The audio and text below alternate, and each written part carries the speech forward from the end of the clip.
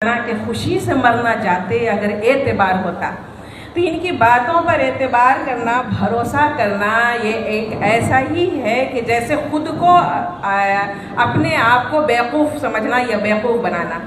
कांग्रेस और चूँकि ये इस तरह के वादे आरजेडी ने, तेजस्वी यादव ने 14 दिसंबर के दिन भी किया था कि 2500 रुपया महिलाएं, हम 2500 रुपया हम तमाम महिलाओं को देंगे माई बहन योजना के तहत। अब आप ये देखिए कि इनके अंदर खाने किस तरह से आपस में मतभेद है, इन लोगों में तालमेल नहीं है कि उन्हीं की योजना को जिसको तेजस्वी जी ने जिसका ऐलान किया था, जिसका इतना प्रचार प्रसार किया था, अब उसी का योजना को कांग्रेस जो है अपनी सतह पर और अपना एक प्रेस कॉन्फ्रेंस करके ऐलान करती है कि 2500 रुपया हम महिलाओं को देंगे। सबसे पहली बात कि बिहार की आधी आबादी महिलाएं हैं। आप इतना आपके पास क्या फ्रेमवर्क है, आपके पास क्या ब्लूप्रिंट है कि आप इस तरह से 2500 रुपये जो महिलाओं को देंगे, इतना पैसा आप लाएंगे कहाँ से? 1.5 लाख करोड़ रुपया का सालाना बजट होगा, जबकि बिहार का कुल बजट 3 लाख करोड़ रुपया है और जिसमें 1 लाख करोड़ रुपया जो है योजना बजट है। तो जब योजना बजट ही 1 लाख करोड़ है तो आप 1.5 लाख करोड़ कहाँ से ला करके देंगे? तो ये सिर्फ महिलाओं को, बिहार की जनता को बेवकूफ़ बनाने की बातें हैं और एक तरह से कांग्रेस भी अब जुमलेबाजी पर उतर आई है। अगर ये कहें तो हम गलत ना होगा कि ये लोग महिलाओं को ठगने का काम कर रहे हैं। जब कांग्रेस, आरजेडी और नीतीश जी मिला करके जब इनकी सरकार 1.5 साल पहले जब थी, तब इन्होंने क्यों नहीं महिलाओं को 2500 रुपये देने की कोशिश की?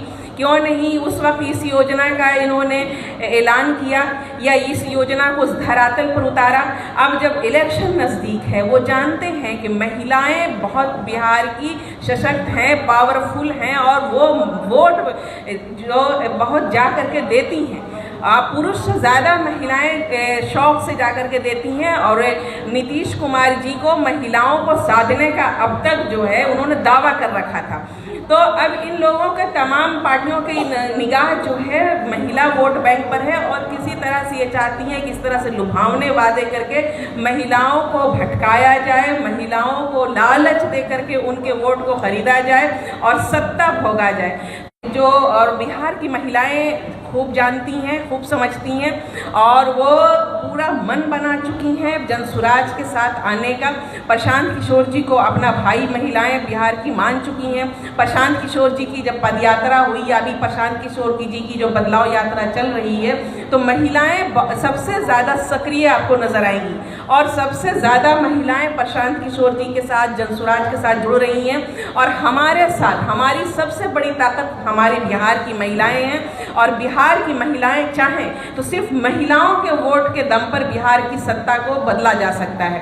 तो ये चीज़ें महिलाओं की ताकत को तमाम पार्टियां समझती हैं। कांग्रेस भी साधना चाहती है।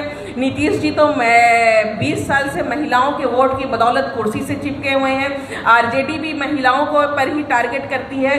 तो ये इस तरह से इनके समझ में आता है, इनकी सोच समझ में आती है और किस तरह से महिलाओं को ये लोग उपयोग करना चाहते हैं राजनीतिक तौर पर, वो समझ में आता है। और ये भी एक बात समझ में आती है कि इनके अंदर खाने कुछ ठीक नहीं चल रहा है। जब इनमें आपस में ही इतना मतभेद है, इतना इख्तलाफ है, तो फिर ये बिहार को जीतने का किस तरह से कोशिश करेंगे या ये जो ख्वाब देख रहे हैं 2025 में कुर्सी का ख्वाब देख रहे हैं, पहले तो आप अपने अंदर की जंग को ख़त्म कीजिए, आपस में तालमेल बैठाइए। आपकी जो तमाम महागठबंधन में जितनी पार्टियां हैं, पहले एक मत पर तो हों।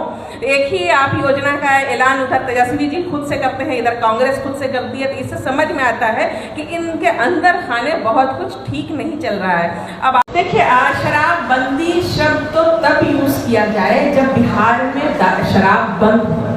शराब तो आपको होम डिलीवरी मिल रही है, घर घर शराब मिल रहा है और महिलाएं जो है इस शराबबंदी का दंश को जो महिलाएं झेल रही हैं, सबसे ज़्यादा जो है नुकसान में महिलाएं रही। हालांकि नीतीश कुमार जी ने इसका प्रचार किया कि हमने महिलाओं के हित में शराबबंदी की, लेकिन आप अगर इसको सही से आप इसका आकलन करेंगे तब आप देखेंगे कि सबसे ज़्यादा नुकसान महिलाओं का हुआ।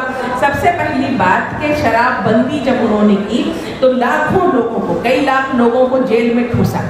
अब आप ये बताइए कि कोई भी शराब माफिया या कोई बड़ा बाबू, बड़ा अफसर, बड़ा बिजनेसमैन तो जेल नहीं गया। जेल गए कमज़ोर लोग, दबे कुचले निचले तबके के लोग, दलित जेल गए, और वो तो जेल में चले गए, उनकी बेल नहीं हो रही थी। महिलाएं थाने के और कचहरी के चक्कर कौन लगा रही थी? उनके घर की महिलाएं लगा रही थी, उनके खेत खलिहान तक बिक रहे थे।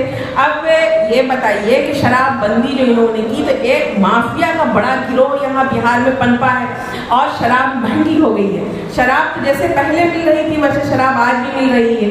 उनके घर के पुरुष जिस तरह से शराब पहले पीते थे आज भी पी रहे हैं, तो लेकिन जो शराब वो 200 रुपए की पीते थे डेली, आज 1000 रुपए की पी रहे हैं। आपने आय बढ़ाने का तो कोई जुगाड़ नहीं किया, कोई साधन जो उत्पन्न नहीं किया, और आपने शराबबंदी की वजह से शराब महंगी कर दी, लेकिन शराब अवेलेबल है। इसका मार कहाँ पड़ी? महिलाओं के चूल्हे पर। महिलाओं को घर का खर्चा चलाना मुश्किल हो गया है। अब आप देखिए कि शराबबंदी से जो माफिया जो पनपे हैं, तो उसमें आप छोटे बच्चों का बहुत यूज हो रहा है। 10 साल 12 साल के बच्चे जिनके बस्ते में किताबें होनी चाहिए थी, उनके बैग में, उनके बस्ते में आप शराब की बोतलें लेकर के बच्चे डोर टू डोर सप्लाई कर रहे हैं। तो ये किसका है? बच्चे किस? महिलाओं का भविष्य, उनके बच्चे हैं, उनका फ्यूचर है। आप उनके फ्यूचर के साथ खिलवाड़ कर रहे हैं। 17 साल 18 साल के नौजवान शराब महंगी होने की वजह से सस्ते नशे की तरफ आए हैं। तो आप उनकी सेहत आप देखिए कि सेहत का क्या हाल है, और दूसरे नशे जो बहुत खतरनाक नशे हैं, सेहत के लिए बहुत नुकसानदार हैं, वो नशे बिहार में आम हुए। पहले इससे पहले बिहार में इस तरह के नशे आम नहीं थे शराबबंदी से पहले। अब जो है उड़ता पंजाब कहते थे, अब उड़ता बिहार हो चुका है। तो शराबबंदी का आप देखिएगा तो जिस एंगल से भी देखिएगा राजस्व का नुकसान अलग है, तो सिवाय नुकसान के बिहार को और कुछ नहीं मिला है।